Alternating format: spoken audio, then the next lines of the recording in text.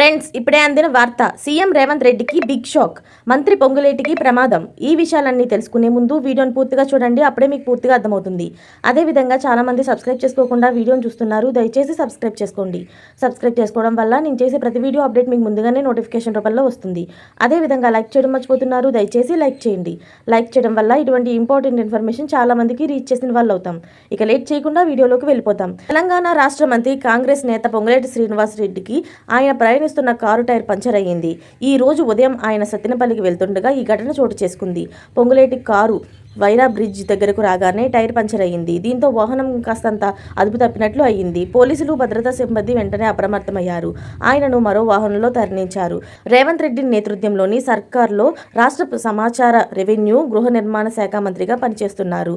2023లో Telangana assembly ఎన్నికల్లో పాలేరు అభ్యర్థిగా పోటీ చేసి గెలుపొందారు. కాంగ్రెస్ కార్యకర్తగా ఆయన రాజకీయ జీవితం మొదలైంది. వివిధ హోదాల్లో పనిచేశారు. 2013లో వైఎస్ఆర్ కాంగ్రెస్ పార్టీలో చేరారు. ఆ తరువాత కాలంలో తెలంగాణ వైకాపా అధ్యక్షుడిగా బాధ్యతలు చేపట్టారు. 2014లో జరిగిన లోక్సభ ఎన్నికల్లో ఆ పార్టీ తరపున ఖమ్మం లోక్సభ నియోజకవర్గం నుండి పోటీ చేసి టీడీపీ అభ్యర్థి నామం వెంకటేశ్వరరావుపై గెలుపొందారు. ఆ తరువాత టీఆర్ఎస్లో చేరారు. అయితే ఖమ్మంలో జరిగిన ఓ ఆత్మీయ సమ్మేళనంలో పార్టీపై వివాదాస్పద వ్యాఖ్యలు చేయడంతో సస్పెండ్ అయ్యారు.